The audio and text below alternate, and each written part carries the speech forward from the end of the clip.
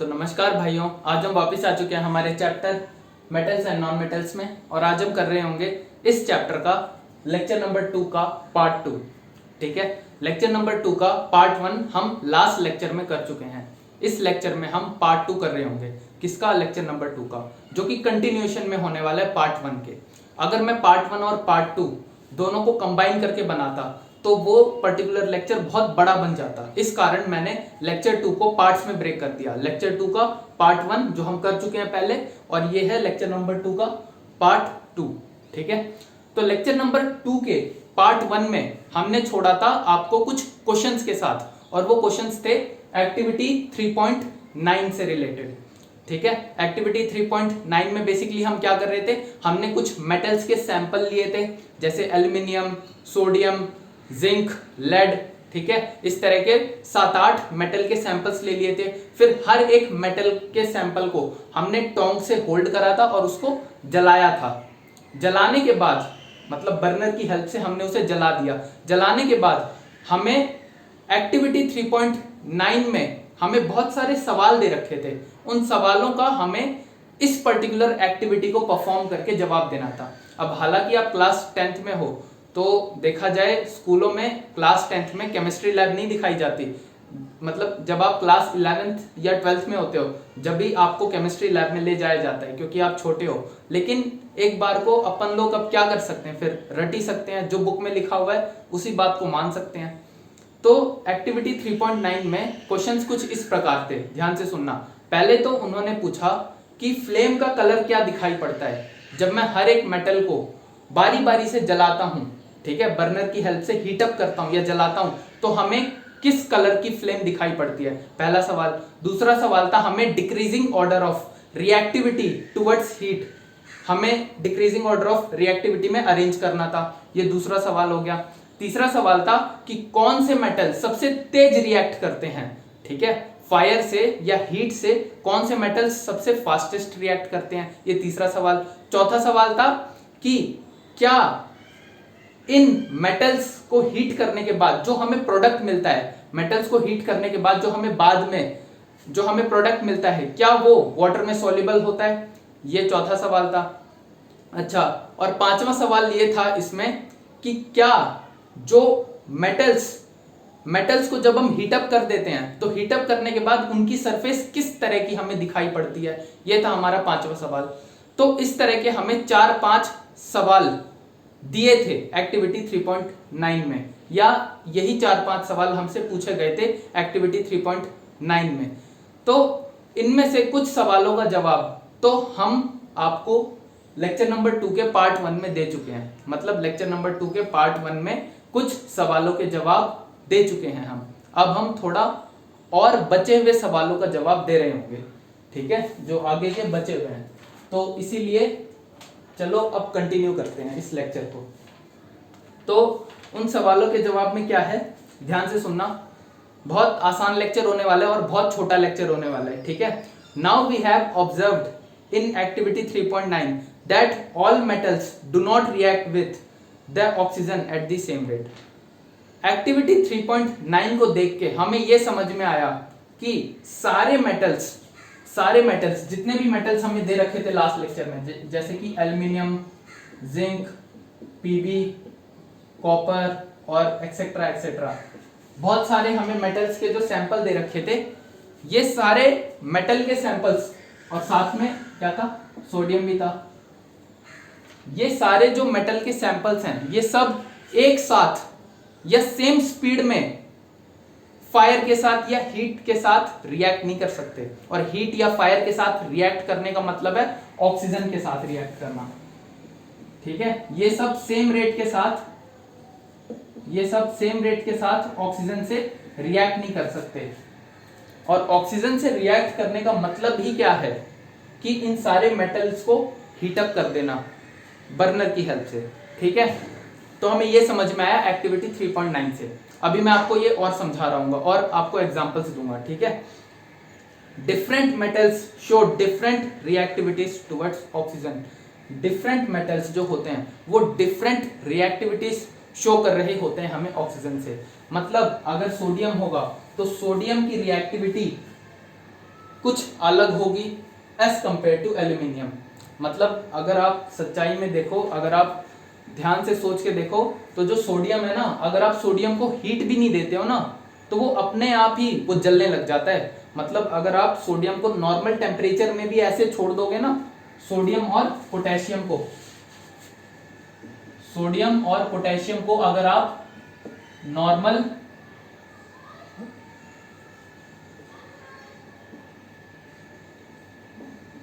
Room temperature में भी छोड़ दोगे तो भी ये दोनों जल जाएंगे। और जल के क्या बना देंगे? सोडियम तो बनाएगा Na2O और पोटेशियम क्या बनाएगा? K2O। मतलब इन्हें जलाने की जरूरत भी नहीं है, ये नॉर्मल रूम टेम्परेचर में ही ऑक्सीजन से रिएक्ट कर जाते हैं। और इसी कारण कई बार ऐसा भी होता है कि अगर हम सोडियम को या पोटेशियम को बाहर के एनवायरनमेंट में खुले में एक्सपोज कर देते हैं ना, तो वो फायर कैचअप कर लेते हैं, वो जलने लग जाते हैं अगर आप उन्हें बाहर ऐसे एनवायरनमेंट में छोड़ दोगे तो। इस कारण हम सोडियम और पोटेशियम को हमेशा केरोसिन ऑयल में डुबो के रखते हैं। केरोसिन ऑयल बेसिकली क्या करता है? वो सोडियम और पोटेशियम की रिएक्टिविटी को बहुत कम कर देता है। ठीक है, केरोसिन ऑयल सोडियम और पोटेशियम की रिएक्टिविटी को बहुत कम कर देता है और फिर वो रिएक्ट नहीं कर पाते, किससे? ऑक्सीजन से। तो देख लो आप कितनी तेज रिएक्ट करते हैं। लेकिन वहीं अगर मैं बात करूं एल्यूमिनियम, जिंक, ये इतनी तेज रिएक्ट नहीं करते। तो आप यहां एग्जांपल से देख के समझ पा रहे हो कि हर एक मेटल की रिएक्टिविटी ऑक्सीजन की तरफ कुछ अलग होती है। मतलब सारे मेटल्स सेम रेट से रिएक्ट नहीं करते ऑक्सीजन से, ये बात याद रखना। और ये मैंने आपको पहला एग्जांपल दिया। पहला एग्जांपल मैंने किसका दिया? पहला एग्जांपल दिया सोडियम और पोटेशियम का। ठीक है, अब हम दूसरे एग्जांपल की बात करते हैं। दूसरा एग्जांपल है at ordinary temperatures the surfaces of metals such as magnesium, aluminium, zinc, PB. क्या है? Magnesium, aluminium, zinc, PB. अब ध्यान से सुनना, दोबारा मैं इस पॉइंट को रिपीट करता हूं। At ordinary temperatures the surfaces of metals such as magnesium, aluminium, zinc, PB, PB यानी lead, etcetera are covered with a thin layer of oxide. The protective oxide layer prevents the metal from further oxidation. तो इस point का मतलब basically क्या है? मैंने इतनी अंग्रेजी बोल दी, आपको समझ में ज्यादा आया नहीं होगा, इसी कारण मैं आपको इसे अच्छे से एक्सप्लेन कर देता हूँ। जैसे होता ये है यार कि मान लो ये मेरे पास एक मैग्नीशियम की बहुत बड़ी कोई मैग्नीशियम का कोई मेटल का टुकड़ा है, ये बहुत बड़ा। ठीक है, ये मैग्नीशियम मेटल का कोई बहुत बड़ा टुकड़ा है और इसको मैं साधारण रूम टेम्परेचर में एक्सपोज कर देता हूँ। तो जैसे ही मैं इसको रूम टेम्परेचर में एक्सपोज करता हूँ ना, तो इस पर्टिकुलर मैग्नीशियम का जो टुकड़ा है, इसका जो बाहरी लेयर है, इसका जो ये आउटर लेयर है, मैग्नीशियम का जो आउटर लेयर है, ये रिएक्ट कर जाता है किससे? ऑक्सीजन से। अच्छा, अगर आप एक बात ध्यान से सोच के देखो, मैग्नीशियम का आउटर लेयर तो मैग्नीशियम से ही बना होगा ना, मैग्नीशियम का आउटर लेयर तो मैग्नीशियम से ही बना होगा ना। तो बेसिकली होता क्या है कि मैग्नीशियम ऑक्सीजन से रिएक्ट कर जाता है, या इस मैग्नीशियम के टुकड़े का आउटर लेयर, बाहर लेयर, वो रिएक्ट कर जाता है ऑक्सीजन से एट नॉर्मल रूम टेम्परेचर। क्योंकि रूम टेम्परेचर में भी तो ऑक्सीजन होती है ना, तभी तो हमेशा हम जब माचिस जलाते हैं तो वो माचिस जल जाती है और हम ऑक्सीजन लेके सांस ले पाते हैं। ठीक है, तो नॉर्मल रूम टेम्परेचर में भी ये पर्टिकुलर मैग्नीशियम कंबाइन कर जाता है ऑक्सीजन से, और ये कंबाइन करके क्या बना लेते हैं? ये सबको पता है, ये पूरी दुनिया को पता है कि मैग्नीशियम ऑक्सीजन के साथ कंबाइन करके क्या बनाते हैं? Magnesium oxide. ठीक है, एक तो याद करो जरा, एक तो हमने इन्हें फोर्सफुली जलाया था। मतलब जब हम मैग्नीशियम रिबन को ले जाके जब हमने फ्लेम के ऊपर या बर्नर के ऊपर जब हमने उसे गर्म कर दिया था, तब एक रिएक्शन हुई थी, यही वाली हुई थी। लेकिन अब जो रिएक्शन हो रही है, ध्यान से सुनना मेरी बात, अब जो रिएक्शन हो रही है उसमें हम कोई हीट नहीं दे रहे, इसमें हम इस पर्टिकुलर मैग्नीशियम के टुकड़े को कोई हीट नहीं दे रहे एक्सटर्नल, बाहर से नहीं, इसको हमने रूम टेम्परेचर में एक्सपोज कर दिया, रूम टेम्परेचर में एक्सपोज करा, और हमारे पूरे कमरे में आसपास बहुत सारी ऑक्सीजन होती है, तो मैग्नीशियम का आउटर सरफेस रिएक्ट कर गया ऑक्सीजन से, ठीक है। ये मैग्नीशियम का क्या है, ये मैग्नीशियम का आउटर सरफेस है, ये रिएक्ट कर गया ऑक्सीजन से और इसने बना दिया MgO, मैग्नीशियम ऑक्साइड बन गया। अच्छा, अब पहले इनिशियली ये वाला जो मैग्नीशियम था, इस मैग्नीशियम की आउटर लेयर जो थी, इनिशियली इस मैग्नीशियम की आउटर लेयर बनी हुई थी किससे, मैग्नीशियम से, लेकिन बाद में क्या हुआ, बाद में मैग्नीशियम रिएक्ट कर गया ऑक्सीजन से, या मैग्नीशियम की आउटर लेयर रिएक्ट कर गई ऑक्सीजन से और इसने बना दिया मैग्नीशियम ऑक्साइड। तो बाद में क्या होता है, after exposing to the room temperature, ठीक है, आफ्टर एक्सपोजिंग दिस मेटल टुकड़ा या metal lump to room temperature, वो क्या बना लेगा अपने आउटर सरफेस पे, या वो अपनी आउटर लेयर में क्या बनाएगा, वो आउटर लेयर में बना देगा मैग्नीशियम ऑक्साइड, वो आउटर लेयर में बना देगा मैग्नीशियम ऑक्साइड। तो अब ये मैग्नीशियम ऑक्साइड क्या करता है, ध्यान से देखना, अब ये जो पर्टिकुलर मैग्नीशियम का टुकड़ा था, इस मैग्नीशियम के टुकड़े के आउटर लेयर पे अब मैग्नीशियम की जगह मैग्नीशियम ऑक्साइड आ गया है। तो अब ये मैग्नीशियम ऑक्साइड जो है ना, ये मैग्नीशियम ऑक्साइड जो बाहरी लेयर में आ चुका है, जो आउटर लेयर में आ चुका है, ये अब अंदर वाले मैग्नीशियम को, जो अंदर मैग्नीशियम प्रेजेंट है, इसको फर्दर ऑक्सीजन से रिएक्ट नहीं करने देता, इसको ऑक्सीजन से रिएक्ट नहीं करने देता। मतलब ये जो मैग्नीशियम ऑक्साइड की आउटर लेयर है, ये जो मैग्नीशियम ऑक्साइड की आउटर लेयर है, इसने एक प्रोटेक्टिव लेयर की तरह काम कर दिया, इसने एक प्रोटेक्टिव लेयर की तरह काम करा। और जो अंदर मैग्नीशियम, ये जो लंप है, ये पूरा जो मैग्नीशियम का टुकड़ा था, इसके अंदर भी तो मैग्नीशियम के बहुत सारे एटम्स होंगे, ये मैग्नीशियम के एटम्स अब सेफ हो जाते हैं, क्योंकि उनको कौन बचा रहा होता है, बाहर वाला ये मैग्नीशियम ऑक्साइड, बाहर वाला ये मैग्नीशियम ऑक्साइड, ठीक है। तो ये बात आप लोग बहुत ध्यान से नोट करना और इसके बारे में थोड़ा सोच के देखना। मैंने आपको बहुत कोशिश करी अच्छे से समझाने की, आशा करता हूँ आपको ये पॉइंट समझ में आ गया होगा। तो यहाँ से आपको एक चीज और पता लगी कि सोडियम और पोटेशियम कितनी तेज रिएक्ट करते हैं, इतनी तेज रिएक्ट करते हैं कि इन्हें केरोसिन में डाल के रखना पड़ता है। और अगर वहीं हम इसे देखें, इन चारों मेटल्स को देखें, तो ये चारों मेटल्स अपने आउटर लेयर पे एक प्रोटेक्टिव लेयर बना लेते हैं, और वो प्रोटेक्टिव लेयर क्या होती है, उन्हीं मेटल के ऑक्साइड की, जैसे मैग्नीशियम का टुकड़ा था तो मैग्नीशियम ऑक्साइड की लेयर बना दी। अब ये मैग्नीशियम ऑक्साइड जो बाहरी लेयर में है, ये अंदर वाले मैग्नीशियम एटम्स को प्रोटेक्ट करता है कि ये भी मैग्नीशियम रिएक्ट ना कर जाए ऑक्सीजन से, ठीक है। तो यहाँ पे ये सीन चलता है। आशा करता हूँ आपको ये शुरू के 2 पॉइंट्स अच्छे से समझ में आ गए होंगे। अब हम बात करते हैं हमारे थर्ड पॉइंट की। अब हम बात करेंगे थर्ड पॉइंट की। तो तीसरा एग्जांपल क्या है, या थर्ड पॉइंट क्या है, Fe does not burn on heating, but Fe fillings burn vigorously when sprinkled in the flame of the burner। जो Fe होता है, मान लो तीसरा जो पॉइंट है इसे आप ध्यान से देखना। अगर मैं Fe का कोई बहुत बड़ा सा टुकड़ा ले लेता हूँ, Fe का कोई बहुत बड़ा टुकड़ा ले लेता हूँ, और इस टुकड़े को ले जाके अगर मैं बर्नर के पास ले जाता हूँ और बर्नर की फ्लेम में अगर मैं इस टुकड़े को हीट अप करता हूँ, तो जो Fe है वो बिल्कुल भी रिएक्ट नहीं करेगा। मतलब Fe ऑक्सीजन से बिल्कुल भी रिएक्ट नहीं करेगा। लेकिन अगर मैं Fe के इस टुकड़े को चूर चूर करके बहुत छोटे छोटे टुकड़े बना देता हूँ, मतलब इन्हें मैं कैसे भी, मतलब हथौड़ा मार मार के, या जो भी करना है आपको, जो भी करना है वो करो, कैसे भी करके इन्हें मैं छोटे छोटे पार्टिकल्स में कन्वर्ट कर देता हूँ, और उन पार्टिकल्स को हम कहते हैं Fe फीलिंग्स। Fe feelings. मतलब बेसिकली मैंने क्या करा कि Fe को बहुत छोटे छोटे टुकड़ों में तोड़ लिया,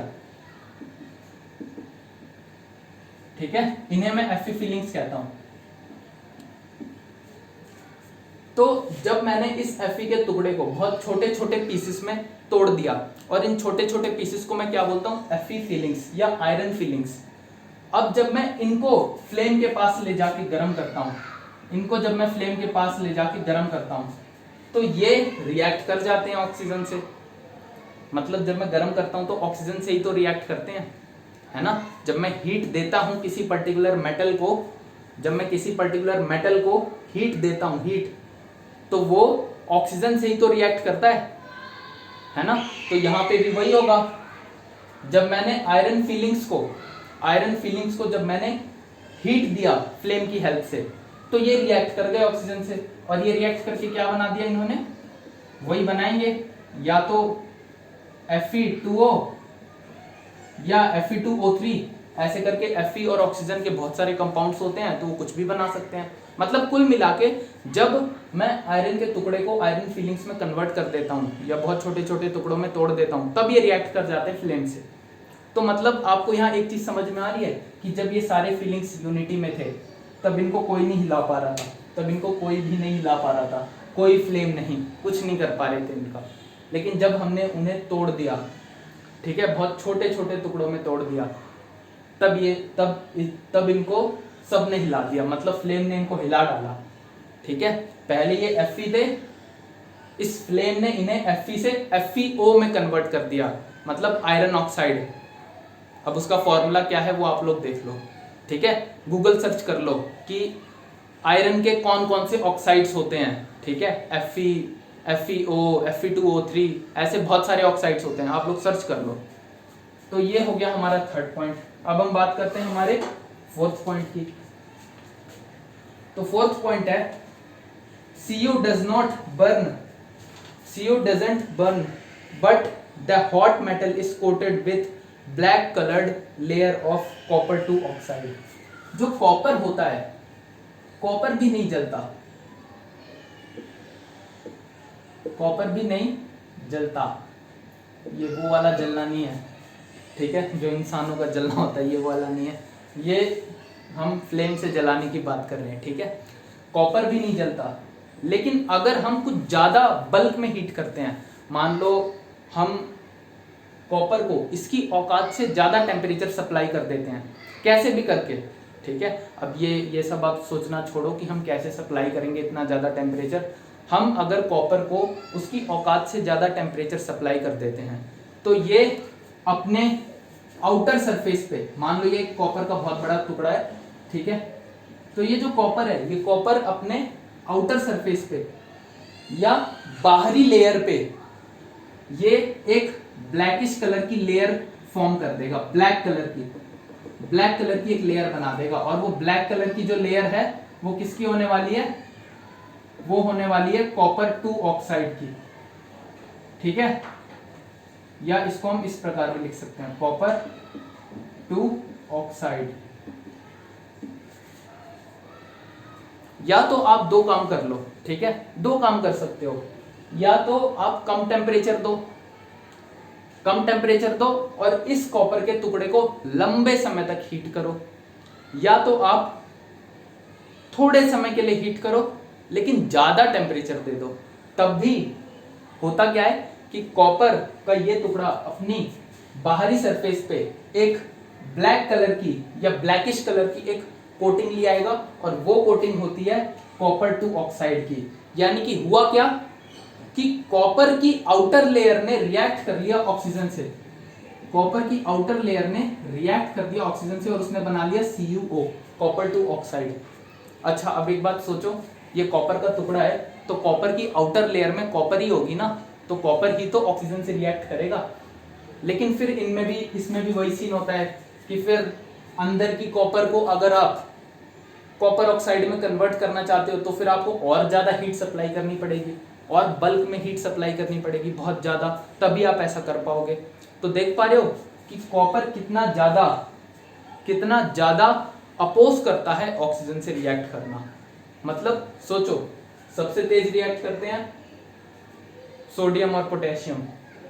उसके बाद अगर हम देखें तो ये, फिर उसके बाद ये, मतलब सबसे नॉन रिएक्टिव जो होता है ना, ठीक है, सबसे ज्यादा नॉन रिएक्टिव जो होता है ऑक्सीजन के साथ वो कॉपर होता है। कॉपर के अलावा अभी दो और होते हैं, दो और मेटल्स होते हैं जो इससे, जो कॉपर के भी फूफा होते हैं, ठीक है, कॉपर से भी खतरनाक होते हैं वो तो मतलब कॉपर को तो फिर भी आप लॉन्ग टाइम तक के लिए टेम्परेचर सप्लाई करोगे तो तब भी वो थोड़ा थोड़ा रिएक्ट कर जाएगा। लेकिन अगर वहीं आप बात करते हो किसकी, एजी और गोल्ड की, ये दोनों तो बिल्कुल भी रिएक्ट नहीं करते, ये बिल्कुल कंप्लीटली नॉन रिएक्टिव होते हैं। अब ऐसा मत बोलना कि भैया अगर हम 7,000 8,000 डिग्री सेल्सियस टेम्परेचर ले आएंगे तब तो ये कर जाएंगे ना रिएक्ट, नहीं, तब ये पिघल जाएंगे, तब भी रिएक्ट नहीं करेंगे, ठीक है। तब शायद थोड़ा थोड़ा चांस बनता है कि शायद कर जाए रिएक्ट, पर तब भी पिघलेंगे, ये पिघलने के ज़्यादा चांस हैं, और अगर पिघल जाते हैं तब तो रिएक्ट कर ही जाएंगे। मतलब अगर आप एक नॉर्मल रेंज का टेम्परेचर, जितना टेम्परेचर आप इनको सप्लाई कर रहे हो, अगर आप इतना टेम्परेचर इन दोनों मेटल्स को सप्लाई करते हो ना, तो ये दोनों बिल्कुल रिएक्ट नहीं करेंगे। और ये Ag का मतलब है गोल्ड, सॉरी Ag मतलब सिल्वर, Au मतलब गोल्ड, ये सिंबल होते हैं। अगर आप याद रखना चाहो तो याद रख सकते हो। अच्छा, यहाँ पे एक एनटीएससी का इंपॉर्टेंट क्वेश्चन बन रहा है, ठीक है, अगर आप लोगों ने ध्यान से सुना, कॉपर 2 ऑक्साइड का जो कलर होता है, कॉपर ऑक्साइड का जो कलर होता है वो क्या होता है, वो ब्लैक होता है। इसको नोट कर लेना, अच्छे से दिमाग में फिट कर लेना, बिठा लेना। अगर एनटीएससी का एग्जाम दे रहे हो तो जरूर पूछ लेंगे एक बार को, आपसे इसका कलर जरूर पूछ लेंगे। ये ब्लैक कलर का होता है, ठीक है, अगर याद रखना चाहो तो रख सकते हो। अच्छा, अब हम नेक्स्ट पॉइंट की बात करते हैं। हाँ, नेक्स्ट पॉइंट तो मैं आपको पहले ही बता चुका हूँ कि सिल्वर और गोल्ड जो है वो बिल्कुल भी रिएक्ट नहीं कर रहे होते फ्लेम से या ऑक्सीजन से, ठीक है। अब हम कंक्लूजन की बात करते हैं। कंक्लूजन में क्या है, now after performing activity 3.9 we must have observed that Na is the sodium, Na मतलब sodium, sodium is the most reactive of the samples of metals taken. इन सारे सैंपल्स में सोडियम सबसे ज्यादा रिएक्टिव है, मतलब सोडियम जो है पोटेशियम से भी ज्यादा रिएक्टिव होता है, ठीक है। The reaction of Mg is less vigorous, implying that it is not reactive as Na।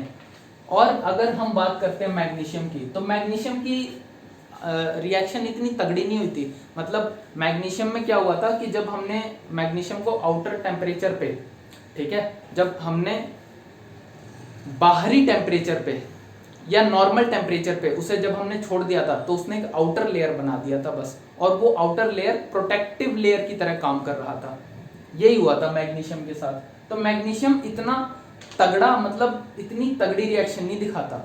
मतलब देखो सोडियम का तो सोचो, उसे बाहर निकालते ही वो रिएक्ट कर जाएगा और Na2O बना लेगा, लेकिन मैग्नीशियम को आपको हीट, ठीक ठाक लेवल की हीट सप्लाई करनी पड़ती है, तब वो MgO बनाता है, ठीक है, डेजलिंग फ्लेम के साथ। ये बात हम बहुत बार कर चुके हैं, अनंत बार कर चुके हैं, ठीक है।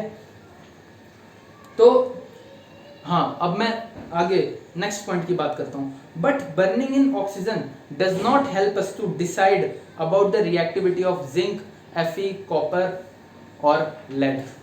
लेकिन जब मैं इन सारे मेटल के सैंपल्स को जलाता हूँ तो मुझे सोडियम और मैग्नीशियम की रिएक्टिविटी के बारे में तो थोड़ा बहुत आइडिया लग जाता है, लेकिन मैं Fe, Pb, lead, zinc, aluminium, copper, इन सब की रिएक्टिविटी के बारे में मैं ज्यादा कुछ खास पता नहीं लगा पाता। ये बात आप लोग ध्यान से सुनो। यहाँ मुझे, जब मैं इन 7-8 जो मेटल के सैंपल्स मुझे मिले थे, जब मैंने इन्हें हीट करा तो हीट करने के बाद मैंने सोडियम और मैग्नीशियम की रिएक्टिविटी के बारे में तो मैंने पता लगा लिया, या साथ में मैंने पोटेशियम की रिएक्टिविटी के बारे में भी पता लगा लिया, इनके बारे में तो मैंने पता लगा लिया। लेकिन जो जिंक है, लेड है, Fe है और जो कॉपर है, इनकी रिएक्टिविटी के बारे में मुझे ज्यादा कुछ क्लैरिटी नहीं मिल रही, ठीक है, क्योंकि ये सेम ही तो काम कर रहे हैं। कॉपर 2 ऑक्साइड की लेयर बाहर बन रही है, और कुछ कुछ यहाँ भी हो रहा है। मतलब Fe में क्या सीन बन रहा है कि इसको मैं अलग कर देता हूँ तब ये रिएक्ट कर जाते हैं, और इकट्ठा रहते हैं तो ये रिएक्ट ही नहीं करते ऑक्सीजन से। तो मुझे कुछ ज़्यादा कंक्लूसिव आइडिया या कंक्लूसिव एविडेंस नहीं मिल रहा इनकी रिएक्टिविटी के बारे में, ठीक है। तो इनकी रिएक्टिविटी को और इन डेप्थ में स्टडी करने के लिए हम कुछ और केमिकल प्रॉपर्टीज देख रहे होंगे इन मेटल्स की, या हम कुछ और नई केमिकल रिएक्शंस देखेंगे इन सारे मेटल्स की, जिससे हमें और ज़्यादा कंक्लूसिव एविडेंस मिलेगा, हमें और ज़्यादा अच्छी तरीके से इन सारे बचे हुए मेटल्स की रिएक्टिविटी के बारे में पता लगेगा, ठीक है। तो हम हमारे नेक्स्ट लेक्चर में वो बची हुई बहुत सारी केमिकल प्रॉपर्टीज़ या वो बची हुई रिएक्शंस उनके बारे में हम पढ़ रहे होंगे, ताकि हमें इन सारे मेटल्स के बारे में भी या इन सारे मेटल्स की रिएक्टिविटी या केमिकल प्रॉपर्टीज़ के बारे में पता लग जाए, ठीक है। हम इनकी केमिकल प्रॉपर्टीज के बारे में पता लगाना चाहते हैं और इन मेटल्स को डिफरेंशिएट करना चाहते हैं, यही हमारा टारगेट है। इस कारण हमें और ज़्यादा इनकी केमिकल प्रॉपर्टीज और इनकी केमिकल रिएक्शंस पढ़नी पड़ेंगी। तो मैंने आपको ये समझाने की कोशिश करी कि हम ये क्यों पढ़ रहे हैं, ठीक है। ये बहुत इंपॉर्टेंट होता है। अगर आप ये समझ जाओ कि हम किसी चीज़ को क्यों पढ़ रहे हैं तो आप वो बहुत आसानी से याद रख सकते हो, लंबे समय तक आपको वो चीज़ याद रहेगी, ठीक है। तो बाकी बातें हम करेंगे हमारे नेक्स्ट लेक्चर में। तब तक के लिए थैंक यू।